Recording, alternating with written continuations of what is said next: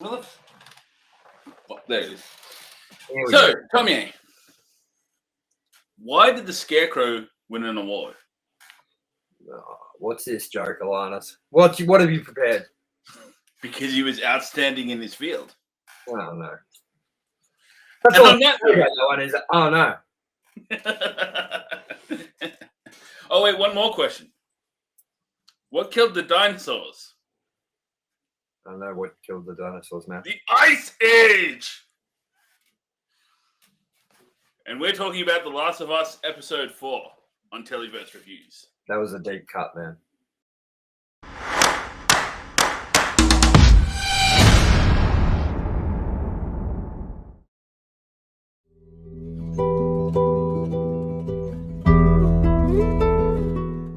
Welcome to TELEVERSE Reviews. I fucked that up completely, but anyway, I am your host, Sausage Mahoney, aka ALANNIS Maximus, and this is my co-host with the most. Now that I know which way to point, I like to do it. Stop pretending like you remember my name already. You know, you made up a fake name for yourself, Sausage Mahoney. Very easy to remember. I tried to ring up, make a catchy one on the side, and it's shit. So why even bother? You know. This is the deep and meaningfuls from Reptar Jenkins, aka Tomye West. So, the low and skinny of this show is we've been watching episode by episode of The Last of Us. We've been giving it a score each out of 0 to 50, combining that score for a total score of the episode. And as of this episode, we're going to be showing you the scoreboard so you can get up to date without having to watch every episode again. But if you want to, do watch every episode again because we like views. Without further ado, tell me what you think about this episode, Tomye. I enjoyed this episode a lot more than last week's episode. I thought we finally got what we came to see, which is more of Joel and Ellie. I'm still having a lot of problems with these cast decisions. Yes, I'm still having a hard time adjusting to the way she looks. And I'm not saying that in a negative way. I'm not saying that in a positive way. What I'm saying is she just doesn't look like the Ellie that I've come to know after 10 years of this franchise sort of being, in the public eye. So I don't know. I think it was a great episode. I think it was better than last week's. That's just because I'm more of I want to see some fun action stuff and sort of like more of the tone of what we got in the game than I want to see a story that kind of tells something separate from what we already know. I know that people are going to say, well, if you want to see just what the game has to offer, then just play the game. And fair enough argument. But at the same time, again, I've made this very clear. I'm not a big Last of Us fan in the first place. So my expectations and what I want from this show is very low anyway. So I'm enjoying it. I think it's good. And I think this week's episode was pretty good. Oh, man. I enjoyed it as well. I think it was up there. I think episode 2 still did it a little bit more for me as it was more infected heavy. But as far as character development, telling the Joel and Ellie story, which is something else I'm interested in, it did really well. It built a lot more, I think, rapport between them. You see Joel kind of his hard, manly shell kind of cracking, him warming up to Ellie as kind of a daughter figure, I think. And it has some good moments. I'm going to say it again, the last episode, sentiment and everything was fantastic for what it was trying to do, but what it was trying to do was just filler to me because it's not what I'm watching the show for. I'm watching the show for action, for the infected, and for the storyline of Ellie and Joel. Yesterday was just irrelevant to that. Last week, sorry, not yesterday. Feels like yesterday. Feels like it's 2021. Who's drinking the Kool-Aid? It does. It does. It was actually an interesting inclusion that you would have no idea who they are because you're not a fan of the show by any stretch, but can't remember her name, but kind of the leader of the group of people we bump into at the midway point / end plays Rose in 2.5 Men. Yeah, I know that, but I still don't like 2.5 Men. It was a weird moment. I wasn't fully paying attention to the screen on how to talk. I'm like, hey, Rose. Yes, she's gotten older. I guess That's good. I guess you could say that you had your rose-colored glasses on, man. Yes. That works. I don't know if that even worked. Whatever. As for Bella Ramsey, I'm because I'm from a different approach. I haven't played the games. I've only seen them played, seen imagery on YouTube, Twitch, whatever. I think I'm warming up to Ellie a little bit, but I think the only reason I am is I have less History. attachment to what she did look like And and less how she may have acted. You're like not as familiar with the brand and haven't been as familiar with the brand as long as PlayStation fans sort of have. You know what I mean? Like That's exactly it. like if you're a hardcore PlayStation fan that was playing games in 2013, like this was a big deal to you, and like you've known the characters pretty well and the face of the characters pretty well. And then The Last of Us Part 2 came out during the pandemic, so a lot of people played that and got to know this character very well. I mean, that's a long time. It's kind of like how I can't watch The Simpsons anymore because of the voice replacements for Apu, Carl, things like that. I have nothing against the message that they're trying to represent with what they're saying behind that, but also the show's been on for 30 years with the same voice, and then you don't even get someone that does the voice good. You just get someone who represents the skin color more, and to me, that's a weird decision to make because of how long this show's been on for. And that's the same kind of thing I'm having a problem with here, which is getting used to Bella Rose as Ellie. Even though, you know, it's kind of hard to get someone looking exactly like Ellie and perfect age and that can act like Ellie. And, you know, I understand all that. But, like, I almost feel like they didn't even look for anyone else. You know what I mean? Like, they just went with, oh, she's good. You know what I mean? Like, but then again, I don't know, because I think Pedro Pascal is doing a great job as Joel. And the further we go with this TV show, I'm seeing him way more as Joel than I thought I would in the beginning. So you never know, maybe Ellie will grow on me too. And I'm not sure why I'm having such a hard time adjusting to it, but it is a weird thing to turn it on. And like this episode opened with Ellie like looking into the mirror with the gun and like a close up on her. And I was just like, well, oh yeah, like I forgot. You know what I mean? Like I always keep forgetting, you know what I mean? Just because when I think of The Last of Us, I've got that imagery of like the PS3 like cover of the game and stuff in my head with its little Ellie like turning around with Joel turning around, you know what I mean? And it's just like it's just really hard for me. And that's the only thing I'm really having a problem grasping at the moment with this series is just some different changes from what we know, you know, and that's it. Yeah, no, that's fair. That's fair. I like where this episode went as well. It delivered some really nice acting moments, like the kid that gets shot and paralyzed, and then knifed by Joel. I think that was really well. That's intense. That he's just like, oh, I don't give a fuck if you can't use your legs. I'm slicing and dicing you. Yeah, and they even touch on the whole like kind of almost borderline calling out for like wanting his mum, and it's like, yeah, that's when you hear stories of that kind of shit happening in wartime or in situations where people are dying. It's like it made it hit hard, I think, and it was a nice touch. But also, I think we got to look at it like from the perspective of like, look, I'm not trying to say this in an offensive way or something, but do you really think when the SEAL team went and shot Osama bin Laden, that if he called out for his mum, it would have made much difference? You know what I mean? So, like, in that situation, getting like jumped by a group of people and then like being in a corner with some guy that's about to choke you out, then is it really that hard to make that decision when you're in that sort of a post-apocalyptic situation? You know what I mean? So I guess it's all in context of how you're looking at the world. And I think that while it was kind of, whoa, like that's like pretty heartless, you've got to look that it's coming from a heartless world that has been heartless this entire time. You know what I mean? So I think as well, some motive there as well. If they left him alive and conscious, 100% he would have ratted out Ellie and Joel to his gang and said, hey, they look like this. They went in that direction. Yeah. So there's a lot of layers to it, you know what I mean? Where it's like, obviously that's why he had to do it too, but it's not as hard as you may think it may be because of the situation. But a lot of people would be like, "Ugh, Joel's pretty heartless." I think a lot of people will feel that way anyway. I don't know. Do you think that way, or do you?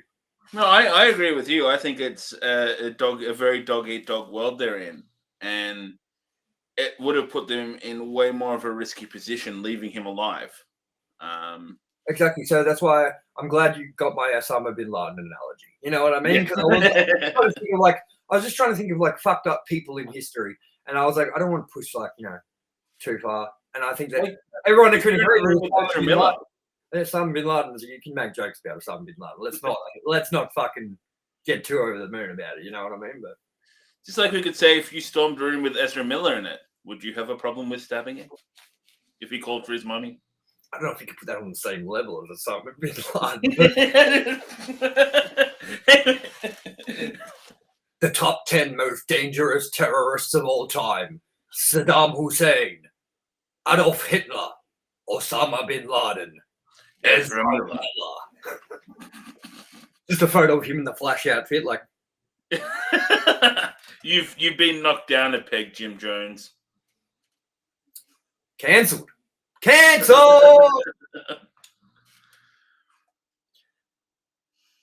Who's talking? Where do we go from here? Like that's this episode. I mean, how are you finding? I mean, as you said, you're not like a PlayStation guy. You don't have a history with the series like I do. Where you know what? I'm just going to come out and straight away say it. I've played 1.5 of the games. 1.5 and the DLC. I have not finished The Last of Us Part 2. Oh, there's DLC for the first one, was there? Yes, it's called Left Behind. Is it in between the two games, or? Oh my god! Now you're asking a fucking question, man, that I fucking cannot remember. Like, dude, I am a PlayStation aficionado. I kind of like put myself like in that zone where I'm like, I know my PlayStation and I know my PlayStation history and franchises and brands and things like that. Like I'm a big Uncharted. Like since I got the PS, like, okay, I didn't have a PS2 when they were new. I didn't have a PS3 when they were new. I got the PS3 when the Slim model came out. And since then, I have been a diehard PlayStation fan. I have played every PlayStation exclusive you can think. Name one. I played it. You know what I mean? I have like 300 and something games in my catalog. And that's not including all my PS3 games because they don't work on the PS4 system or the PS5 system. Anyways, I can't tell you that. I'm going to look it up for you right now because it's weird. It's like I can't remember if it takes place like during a moment in the actual game. Like, you know what I mean? Like you know what I mean? I'm gonna look it up now for you, man. Hold on. Or if it's like in between games, or I know it's like something weird like that. Hold on. DLC. So Left Behind is a prequel to Ellie's adventure. So hold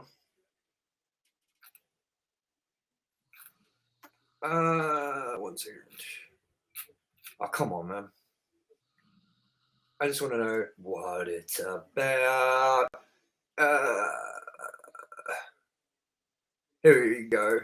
This will The Last of Us is a single-player DLC. Left Behind is a single-player DLC for The Last of Us. It was released 14th of February 2014 on the PlayStation Network and acts to a prequel as a prequel to The Last of Us. It was later re-released as a standalone title.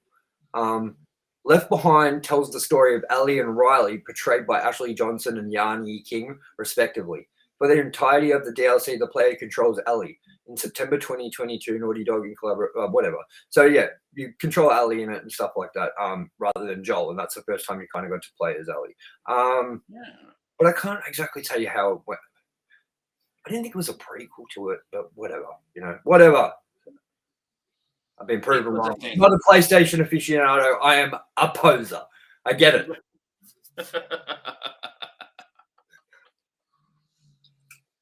So, Alan, when did you become a poser? I know when I became one. Today. I was today years old. When I learned that I was a poser.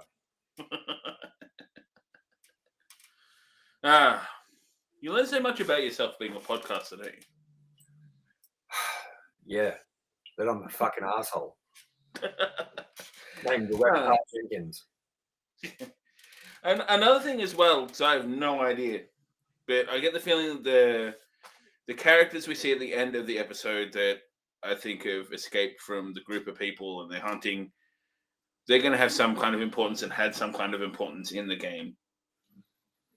I feel like. I don't Yes. know.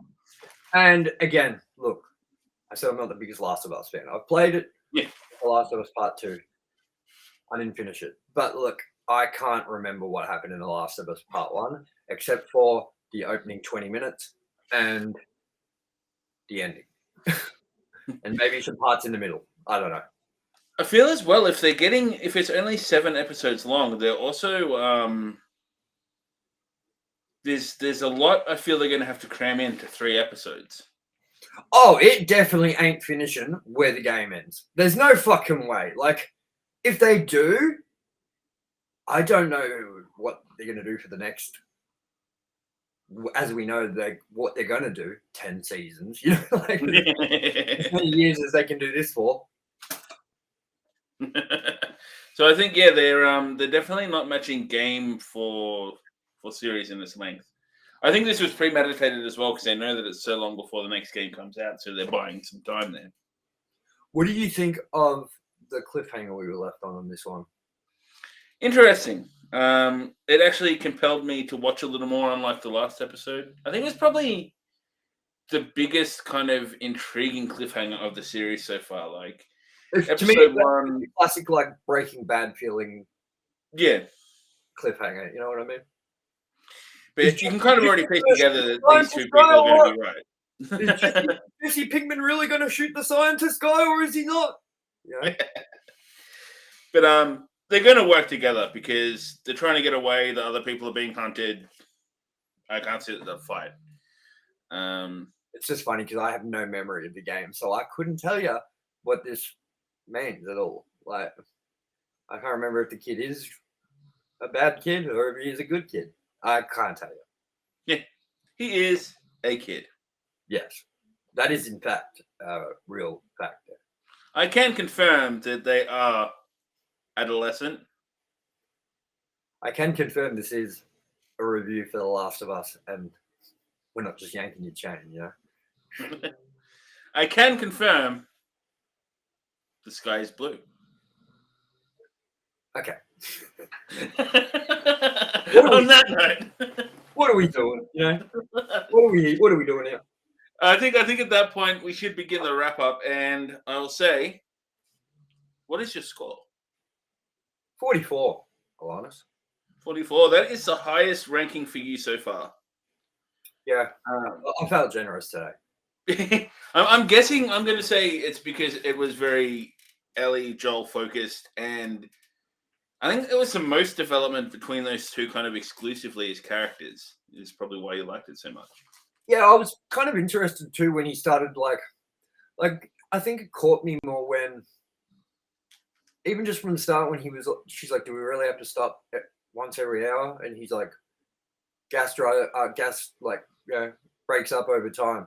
Just stuff's like as thin as water. And I was like, I like this sort of like what would happen in the future sort of thing if things were to go to shit. Is that really like a fact about the fuel or what? Yeah. I'm asking you, Alanis. Is that a real fact? Do you reckon? I would say it break up over time. Yeah, I mean nothing lasts forever. I'd say it would have to degrade. But they get it out of the ground, don't they? Yeah. I'm looking this up. Sorry. I know we're trying to go long less time, but this is a matter we must solve. Yeah, for science. Literally science. Like break up. So you watch our reviews and you think we're just going to talk about a TV show, but you're learning things. It's does petrol break? What do you call it? But does petrol turn bad? Wolochening. What? I don't. What? Look. Petrol goes bad. Matching? Petrol goes bad. Running your car on old fuel reduces performance. It could even damage your engine. in your tank, how long will it last? Petrol typically performs at its best for about a month in the tank, though you can extend its life by restoring evaporated components. Just add quarter of fresh fuel. Ooh. So then, if that was the case, then a month. Like, how long is it set after the shit goes south? 25 years since the world. Yes, so I don't think that gas would work at all, to be honest. If it did, it probably wouldn't do good things to the car. Yeah, I don't think I'd even be driving for an hour. You know what I mean? I think there was a little bit of Hollywood physics there. It was like in the last episode. Did you see the 10 miles from Boston thing? Yeah. That was like, Stephen King was like, that's not 10 miles from Boston. That's Canada. There's no mountains around Boston like that. Yeah. Yeah. So what's your score, ALANNIS? My score. I'm putting this. This is where it's getting, from my point of view. It's kind of squeezing in. I'm putting it just above the second episode, and I'm giving it a score of. Actually, what was it before I say? The first episode, I should say, I gave 41. The second episode, I gave 43. And this episode, I am putting in at 42. So, well, it's not my highest score. It's your highest score.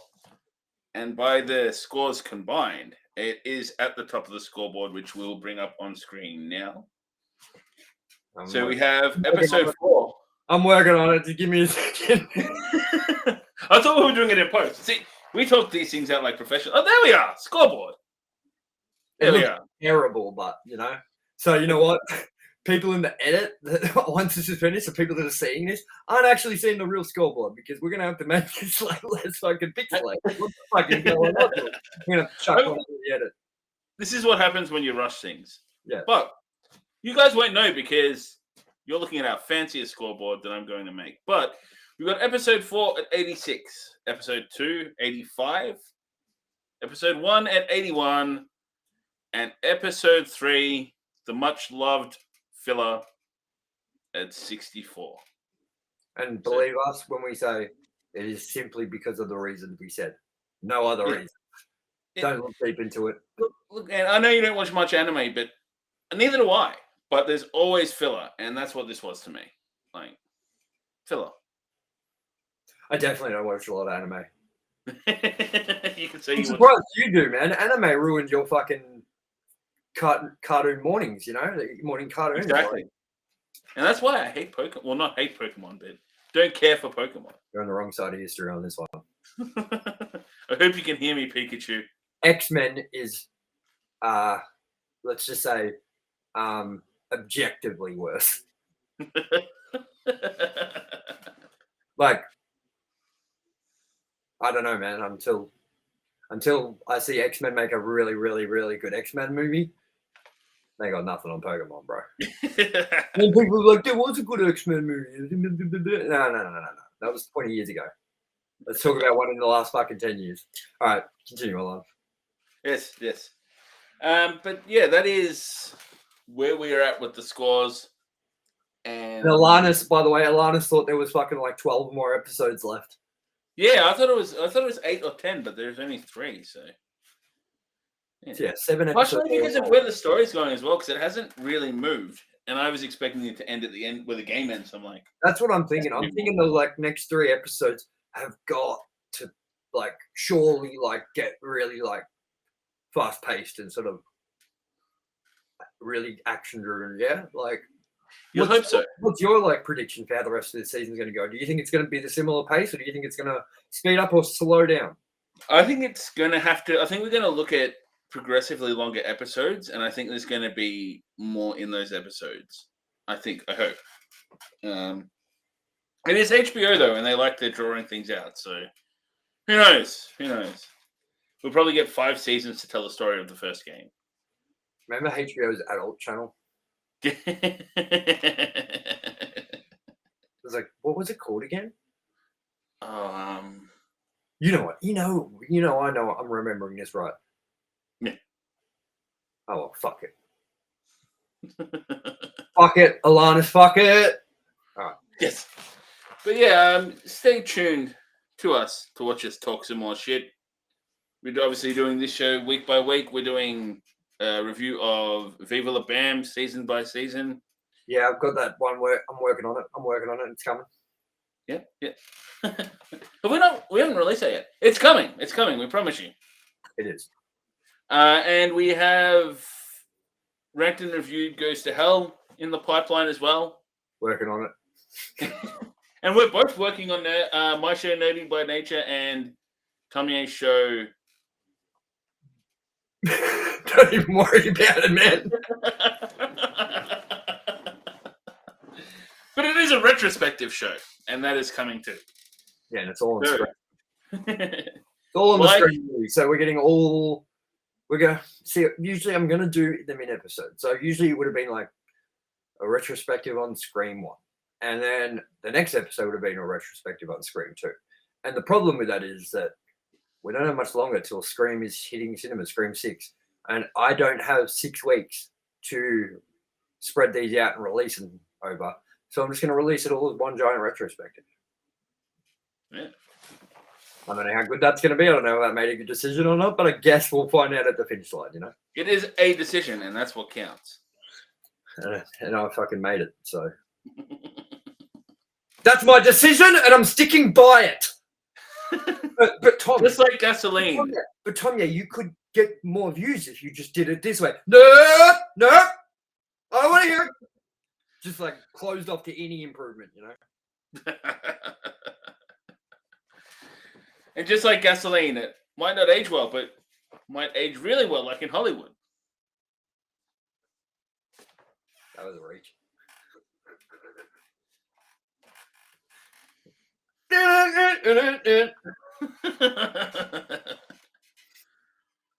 All right. Yes. Anyway, on that note, like, share, subscribe, follow our Facebook to keep in the loop with all of our stupid nonsense, and there's a lot of it. I've been ALANNIS Maximus. This has been Tomye West. Sausage Mahoney, Reptar Jenkins.